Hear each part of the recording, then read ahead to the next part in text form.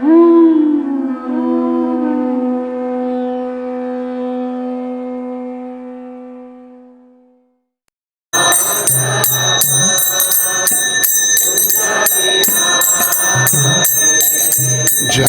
Radha Madhava Kunja Bihare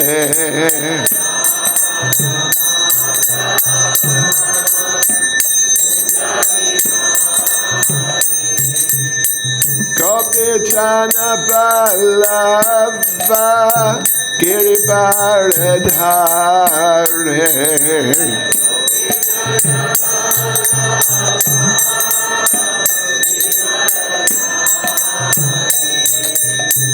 Gopi Jana Ballava Girivaradhare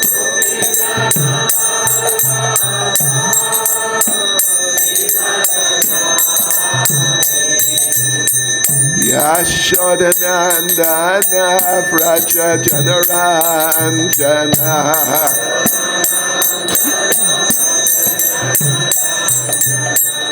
Yashodanandana Vraja Janaranjana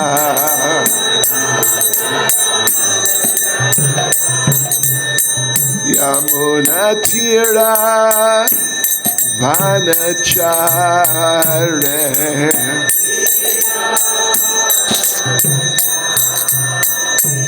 Yamunatira Vanachare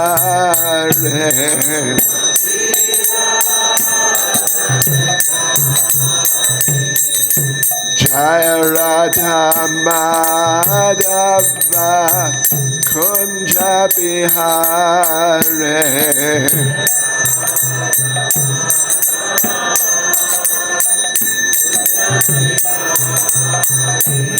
Jaya Radha Madhava Kunja Bihare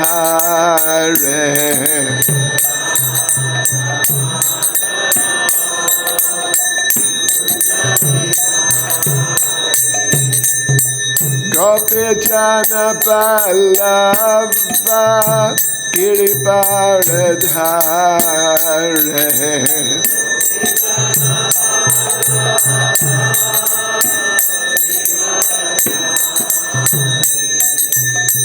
Gopi Jana Ballava Girivaradhare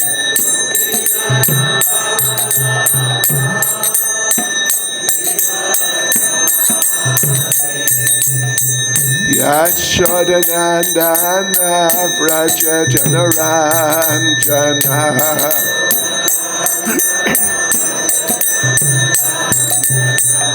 Yashodanandana Vraja Janaranjana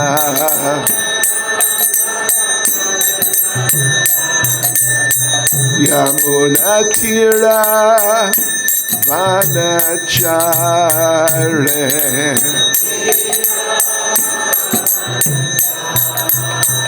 Yamunatira Vanachare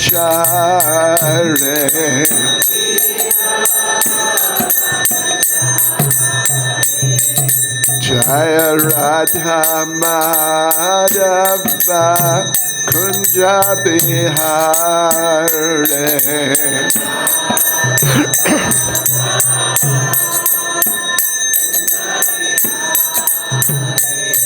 Jaya Radha Madhava Kunja Bihare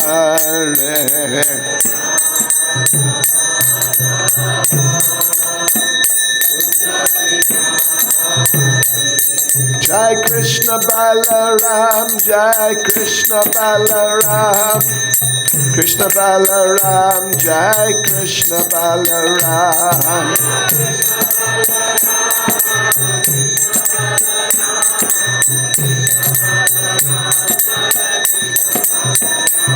Jai Radha Sham Sundar Radha Sham Sundar Radhe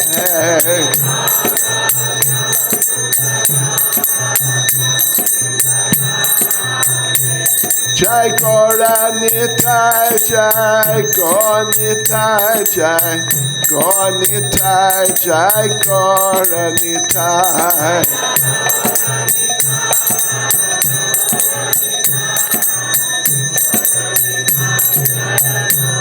Jai Jai Prabhupada, Prabhupada, Prabhupada, Prabhupada.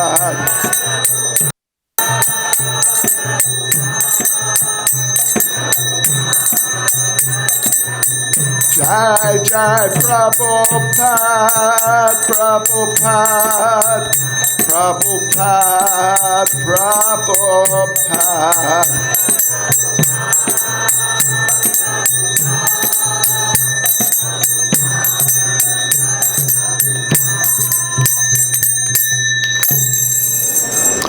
Jai Vishnuvad Paramahansa Parivrajak Status Samad. His Divine Grace, A.C. Bhaktivedanta Swami Srila Prabhupada Ki, ISKCON Sāṁvartaka Srila Prabhupada Ki, Grantaraj Srimad Bhagavatam Ki, Shri Shri Krishna Balaram Ki, Shri Shri Radhasham Sundar Ki, Shishi Gonitai Ki, Sankirtan Yagya Ke, Gaur Premanande. All glories to their Samal devotees. All glories to their Samal devotees. All glories to their Samal devotees. All glories to Sri Guru and Sri Gauranga. All glories to Srila Prabhupada.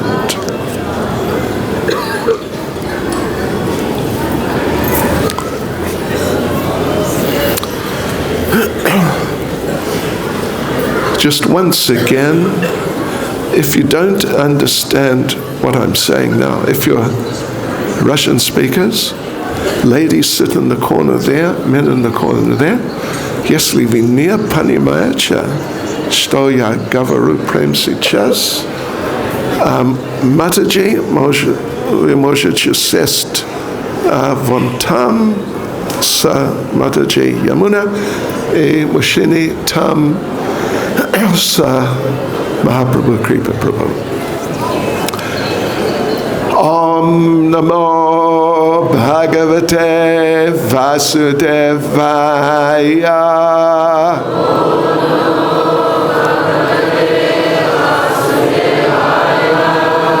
Om Namo Bhagavate Vasudevaya.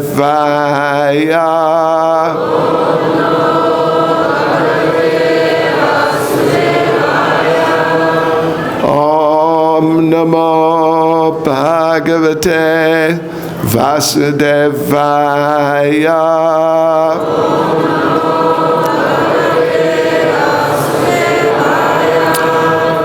So, devotees, this morning we are reading from Srimad Bhagavatam, Canto 10, Chapter 25, Krishna lifts Govardhan Hill. And we are reading verses 7, 8, and 9. 7 and 8 I'll read just myself, and verse 9 we will do responsively. Okay, so here we go. Verse 7. Aham cairāvataṁ nāgam āruhyānuvraje vrajam marud-gaṇair mahā-vegair nanda-goṣṭha-jighāṁsayā. Translation. Well, this is the clouds. This is the Sāṁvartaka clouds and their friends, all the very, very heavy, aggressive clouds of distraction, usually only appearing at the time of cosmic annihilation. So this is those clouds speaking. Oh no, sorry, this is Lord Indra speaking to them. Yeah, so this is Lord Indra speaking. I will follow you to Vraja, riding on my elephant, Airāvata, and taking with me the swift and powerful wind gods to decimate the cowherd village of Nanda Mahārāja. And just very short purport by Srila Prabhupada. These Sāṁvartaka clouds were frightened by Indra's powerful mood and thus carried out his order as described in the following verse. So, verse 8. Sri Shuka uvacha itam mahā-vegaiḥ gyapta meka nirmukta bandhana nanda-goṣṭha-jighāṁsayā asarai pidayam asur ojasa. Translation. Shukadev Goswami said, on Indra's order, the clouds of universal destruction, released untimely from their bonds, went to the cowherd pastures of Nanda Mahārāja. There they began to torment the inhabitants by powerfully pouring down torrents of rain upon them. And again, very short purport. The Sāṁvartaka clouds could cover the entire earth with a single vast ocean. With great strength, these clouds began flooding the simple land of Vraja. Okay, and verse 9 we will do responsively. Vidyotamana Vidyudbe Stananta Stanayitnube Tivrayar marud-gaṇair nuna vavrishur jala sharkara vidyotamana vidyudbe stananta stanayitnube Tivraya marud-gaṇair nuna vavrishur jala shakara vidyotamana vidyube stananta stanayitnube Tivraya marud-gaṇair nuna vavrishur jala shakara vidyotamana vidyudbe stananta stanayitnube Tivraya marud-gaṇair nuna vavrishur jala sharkara vidyotamana vidyubi stanata stanayitnube Tivraya marud-gaṇair nuna Vavashur Jala Sarkaraha Vidyutmana Vidyudhi Stanantaha Stanayitnubhi Ivrar marud-gaṇair Nunna Abrishu Jala Sarkaraha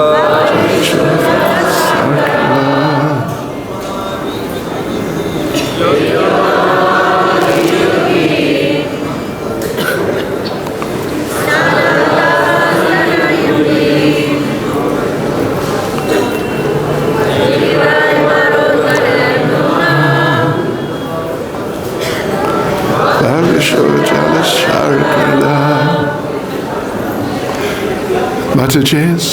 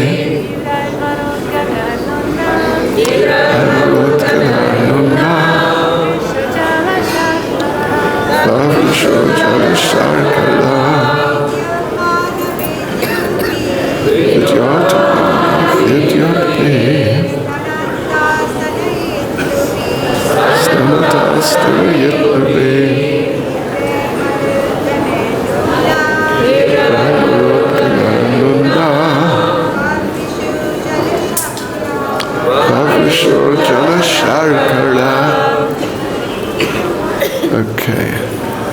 Vidyotamana, being illuminated. Vidyudbe, by bolts of lightning. Stananta, roaring. Stanayitnubi, with thunder. Tivrai, fearsome. Marut-gaṇair, by the wind gods. Nunna, propelled. Vavrishu, they poured down. Jalasharkara, hailstones. Translation: propelled by the fearsome wind gods, the clouds blazed with lightning bolts and roared with thunder as they hurled down hailstones. And purport by Srila Prabhupada, just very short purport. Srila Sridhar Swami explains that the word marud-gaṇair indicates the 7 great winds, such as Avaha, who presides over the region of Bhuvarloka, and Pravaha, who holds the planets in their places.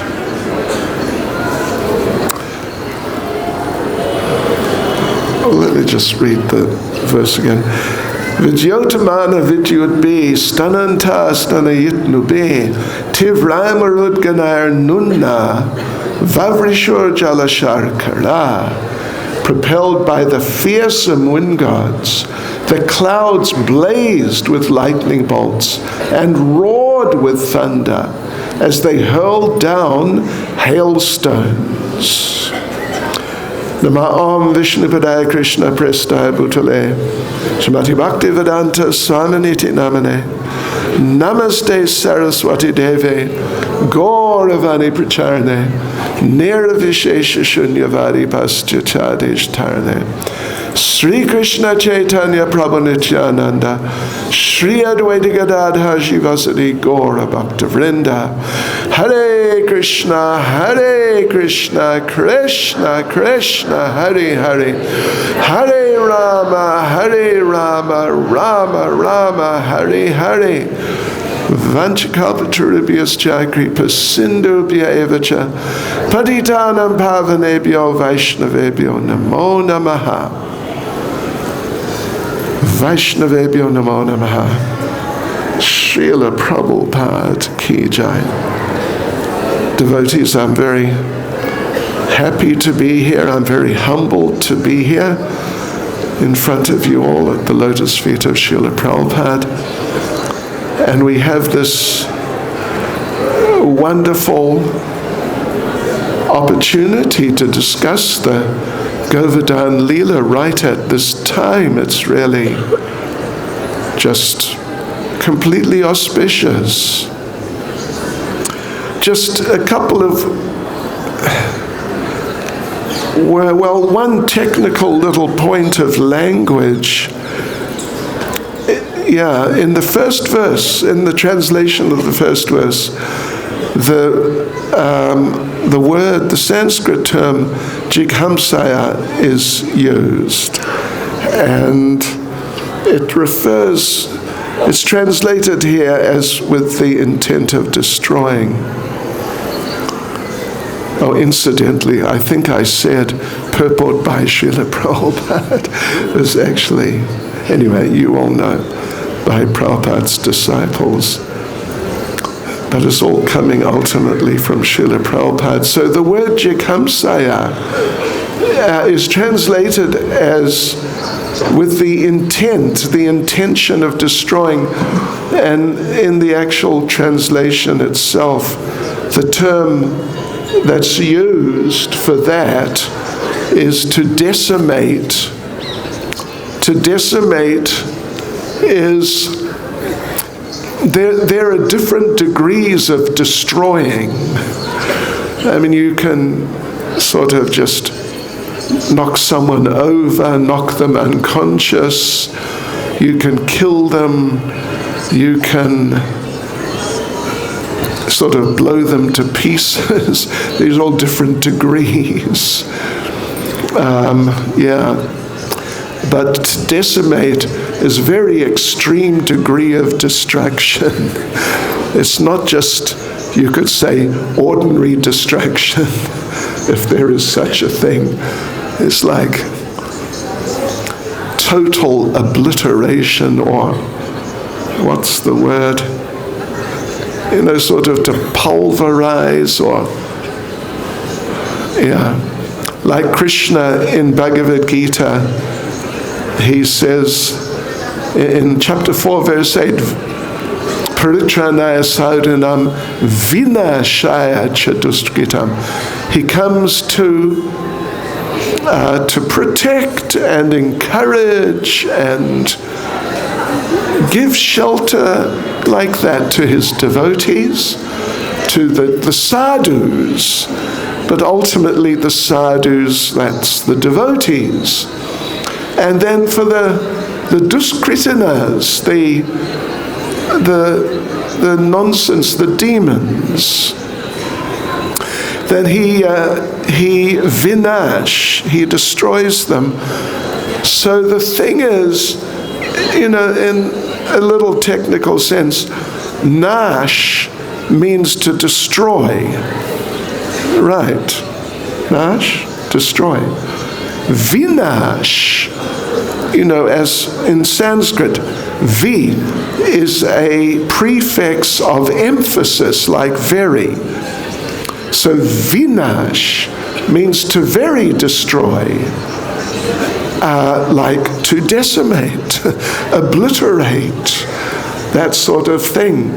Just wipe out of existence with almost no trace of the previous existence. So it's a fact that Indra felt so strongly that his desire for revenge, actually it was revenge, because everything that was taken for his usual annual Indra puja was taken away. A big part of the Indra puja was the food offering. But all the food offerings, all the bhoga was taken and was then offered to Govardhan Hill and ultimately to Krishna. And Lord Indra, unfortunately, got in, by the Lord's arrangement. These things usually happen with these big, big people. He got into illusion, thinking he's a big man, not just a big man, but super big, super duper man sort of thing.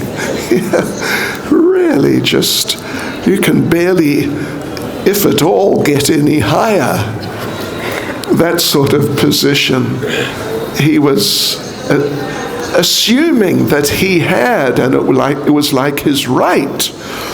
And now his right was usurped by these village people because of this Vachalam, this talkative little boy, and these uneducated village people, they're listening to this talkative little boy.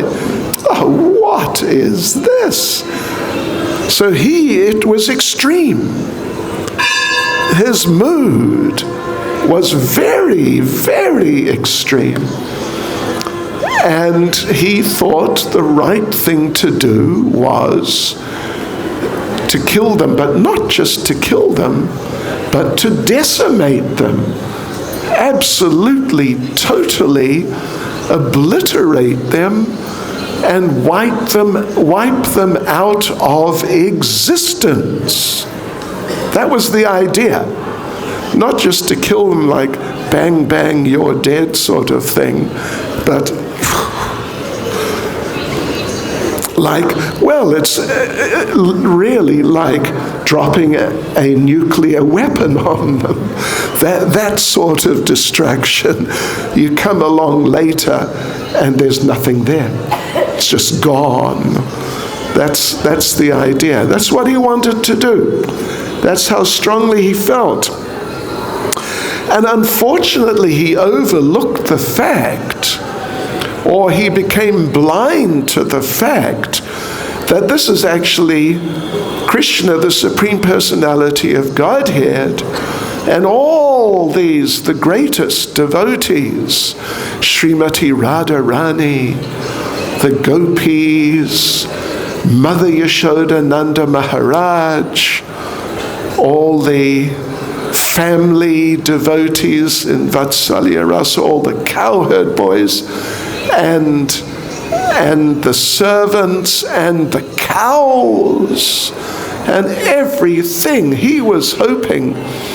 In fact, of course, the story goes on. I don't really want to get ahead of things.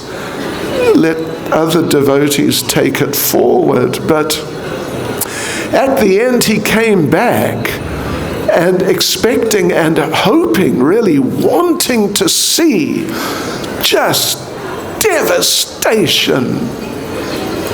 Because as was mentioned here, these clouds, Sāṁvartaka and his associates, they are powerful enough to inundate the entire planet. That's what was stated. Literally, flood the entire planet. And not just this little area of Vrajamandala, relatively, in material terms, it's just a tiny fraction of the Earth planet. Yeah, that's what he wanted to see. He wanted to see total devastation. Yes. So, but that was his mistake. And later, of course, and you'll hear about it as the days go on, later he does get the realization, he understands that, whoops,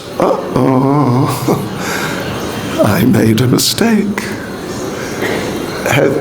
We've all made mistakes. I've made mistakes, plenty. And I don't doubt that even big important devotees here have also made mistakes, but not like that mistake. I don't know if anyone here, and this is actually, you don't have to put your hand up and respond, but has anyone here ever tried to kill someone? No, I knew you'd laugh. But some people try to kill other people, and some people do kill other people. But no, I'm sure nobody here has come anywhere near killing someone. But Indra tried to kill Krishna and Radharani. Can you imagine? And all the cows, and just all the Brijbasis.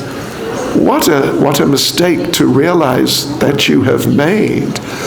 Then, can you imagine if you ever did somehow, you tried to kill someone,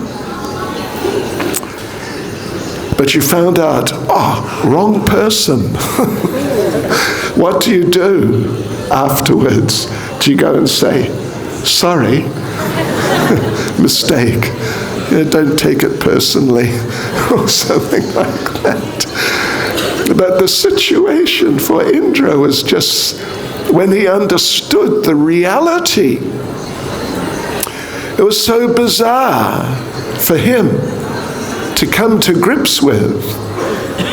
Coming to grips with, but when you make a mistake, like a real mistake, which causes problems.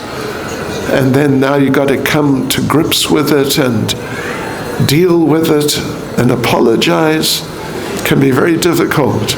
But something like this, anyway, therefore, it may not be noted later on, Indra,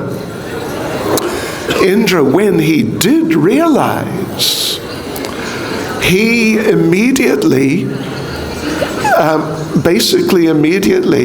he took his jewel-handled dagger and he was just going to drive it into his heart and just take his life. He could not see any other sort of possible response he could make. Just kill himself. And he was just about to do that when Brihaspati walked up and said, what do you think you're doing? He's like his guru or priest, chief priest. What do you think you're doing? You're trying to kill yourself. You're already worse than dead, so don't waste your time. Anyway, it goes on. But here, he's just getting into it. He's just got into it. And instructing the Sāṁvartaka clouds and the various other clouds of universal destruction. He's got so many clouds under his control because he's the Lord of the rains. So all the rain clouds, they're all under Indra. He didn't need to destroy a little area like Vraja. He didn't need those clouds. He could have just got some other, heavy storm clouds. There's plenty of them under his control. But he just went so far overboard that he called for the Sāṁvartaka clouds and their associates. So they came And as the purport, one of the purports said, or one of the verses even, it was said that they were frightened. The purport of verse 7, they were frightened of Indra. His mood was very shocking for them. Yes. And so therefore the clouds, they gathered, and just taking a little from Srila Jiva Goswami, Gopal Champu, and various other literatures, they gathered to the north, and they came down from the north. In the northern hemisphere, the storms and the bad weather, it comes from the north, from the cold areas. So they came down from the north, and there are all these different, just incredible clouds. First of all, some black clouds. And of course we know Lord Krishna, he's Shyam Sundar. His color, his bodily hue is that Shyama color. Means a blackish blue. It's not black, like black.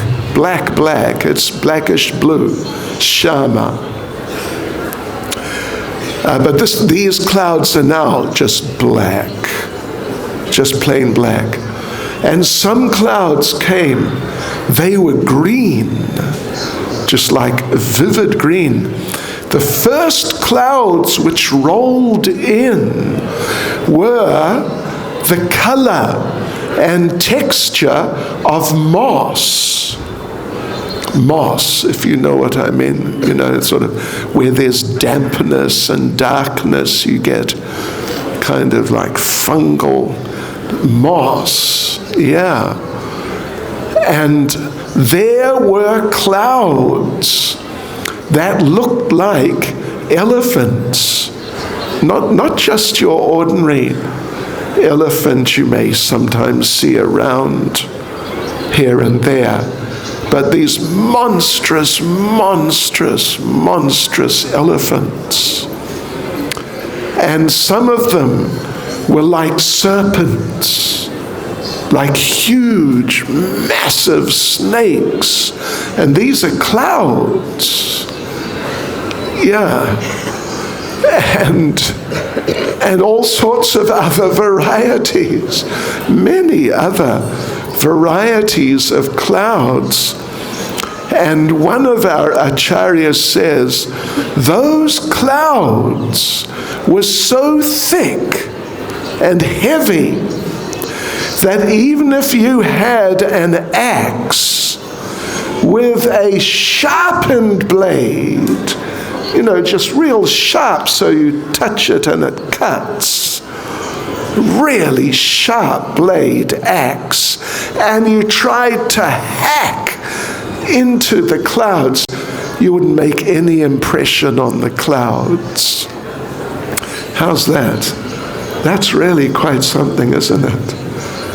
It was really the storm to end all storms, you could say, something like that. Yeah. And all these clouds gathered. And, of course there are different descriptions, there are different, there are different manifestations of these pastimes from time to time. I mean, from like yuga to yuga, or, that sort of time scale. In all the pastimes you get certain subtleties and things like this. Some variations are there. But according to one of the descriptions, Krishna at the time that the storm just started, appearing on the northern horizon. This is north, isn't it? Is this north? Anyway, to the north. North is there. The deities are in the north. Yeah. So as they're watching, there's something is really building up.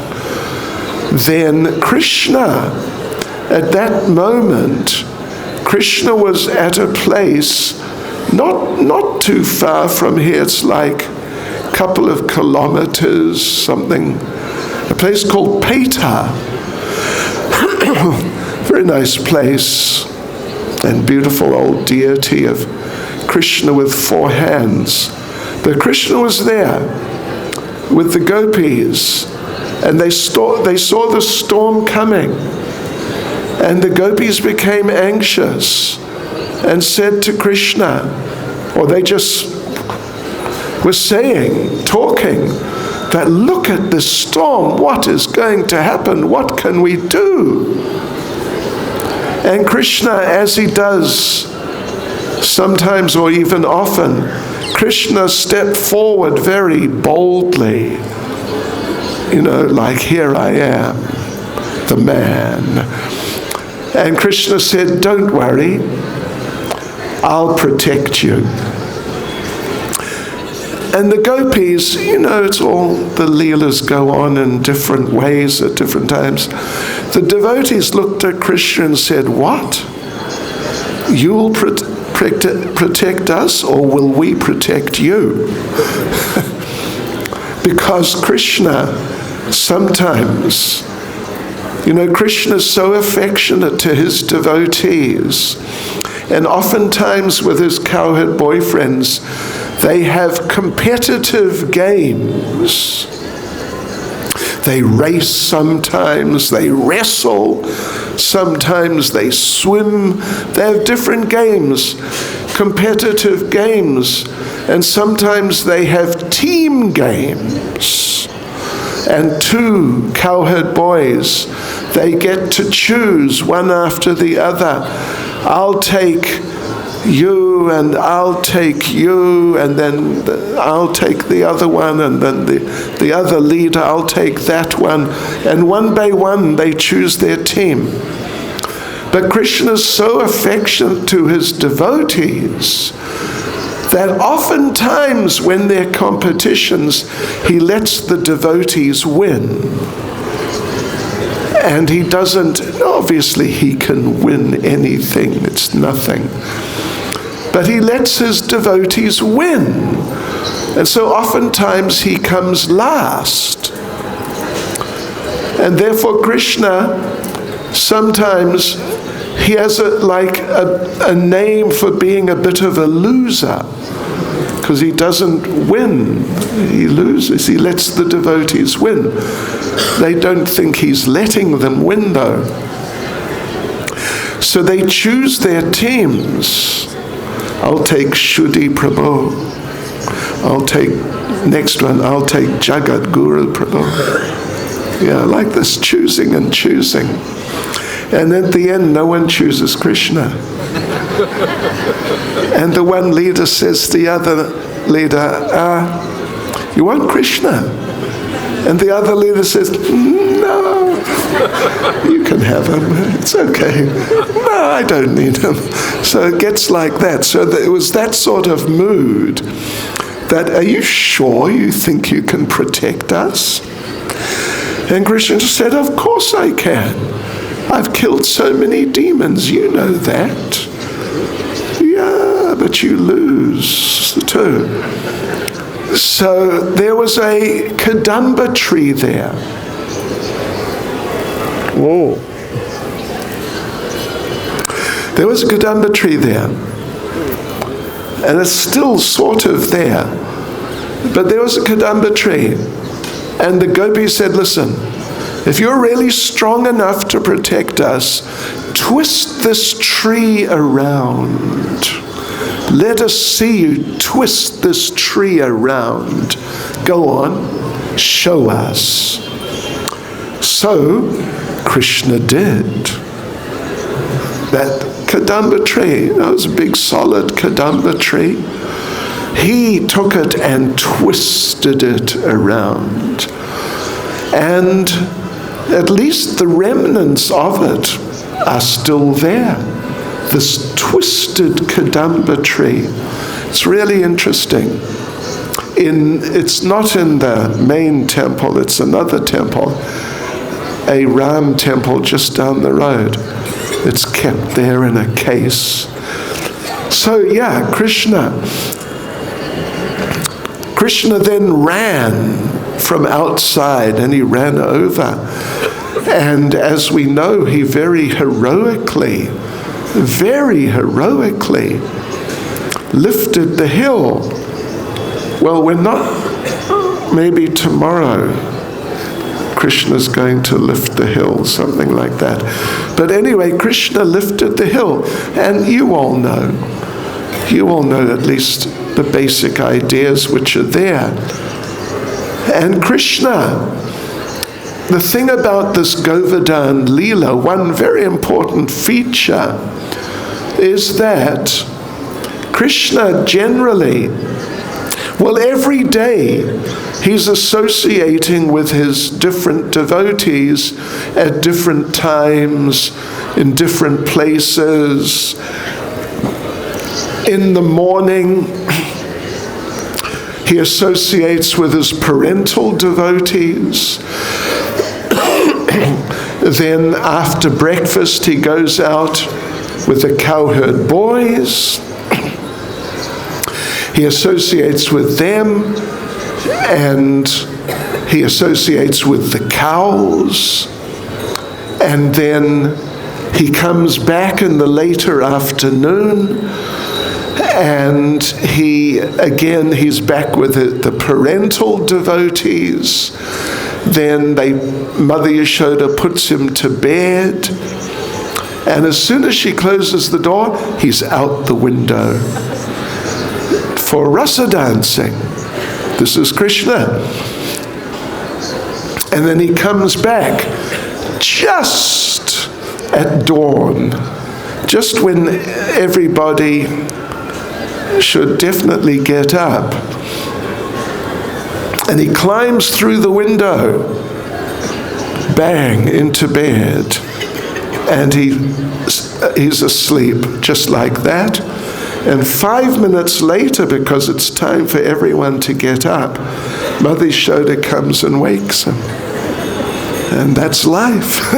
And that's Krishna's life in Vrindavan. A life of full engagement in transcendental activities. So there's all these different activities going on with the parental devotees, with the friendly devotees, with the cows, the sort of neutral devotees, kind of. And then later with the gopis. And then, these different devotees, different times, different places, but every day.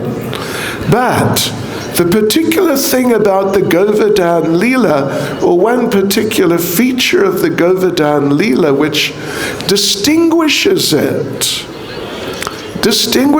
from the other Leelas, and really introduces just a very amazing and very wonderful element in the picture of that particular pastime, is that in the Govardhan Leela, Krishna gets to associate with all of his devotees in all the rasas simultaneously. In the morning, it's more, just early morning, it's more Mother Yashoda, Nanda Mahārāja, like that, the parental devotees. Then it's the cowherd boys, the cows are there. And then coming back, having his evening meal. Again, it's the parental devotees more, at least more specifically. And then off for rasa dancing, where, of course, it's the gopis. So, but, and it's all glorious, particularly the rasa dances, the most glorious. But in this Govardhan Leela, Lord Krishna was surrounded and was interacting with all the devotees of Vrindavan in all the rasas at one time. Therefore our acharyas say Krishna was looking forward to the Govardhan Leela. He was really looking forward to it. He wanted it to happen. And when it did, he was really so happy. And of course, in the course of the Govardhan Leela, there are many different exchanges, interactions with different groups, like just moment to moment, not like few hours here, a few hours there, but moment to moment. So Krishna was really relishing, and the devotees, all of them were really relishing, watching Krishna 24 hours a day, and not just a few hours. And and just a couple of little points about that, if I may. And I don't want to sort of go too far into it, because others, I'm sure, will, but Krishna was standing there, left hand, right? Left hand, little finger. There he is. 7 days, 7 nights. And his right hand was, I'm definitely not Krishna, but anyway, you get the idea. Right hand was free. And at some point, Krishna thought, let me play on my flute. Let me do something with my right hand. So he took his flute, put it to his lips, and he was just about to blow the flute when Madhu Mangal came running over. Krishna, stop! Don't blow your flute! Stop right now! Krishna was taken aback. And Madhu Mangal said, listen,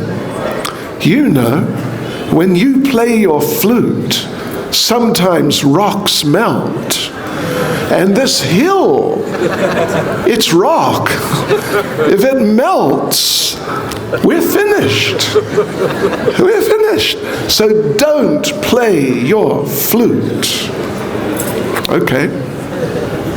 And the gopis, as they are practically never able to do, hardly ever, they're just looking at Krishna.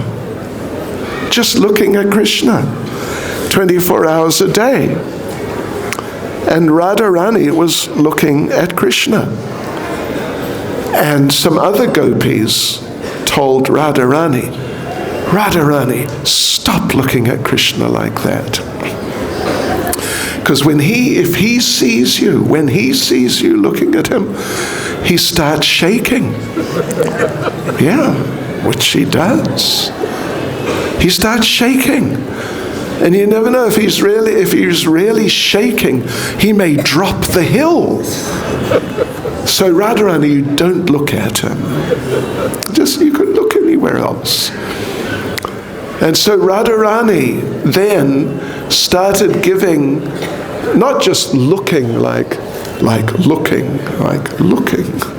but giving some sidelong glances at Krishna.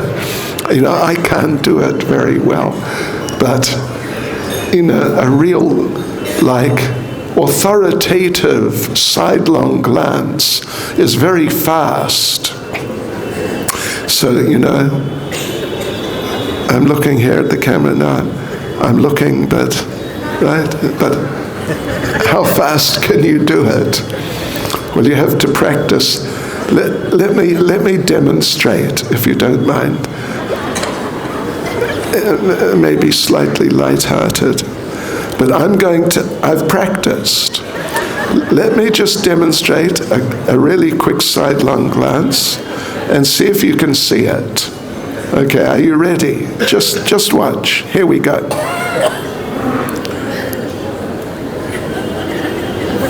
Did you see it? Oh, you didn't see it, did you? You got to be fast. Anyway, excuse me, that's just a little joke. But yeah, she does it so fast. Her parents are looking at her, like really staring at her. But she can glance so quickly they don't even see. Right? You didn't see, did you? So quickly, and that's, a real sidelong glance. So all these things are going on, and many other things. I'm sure the devotees will go through them in due course. So, Hare Krishna. Time is up, yeah? Yes. Hogaya. One question. Or comment. Any question or comment, correction, chastisement? Oh look, there's one up there. Savyasachi Prabhu. You can shout. You know, mine is there.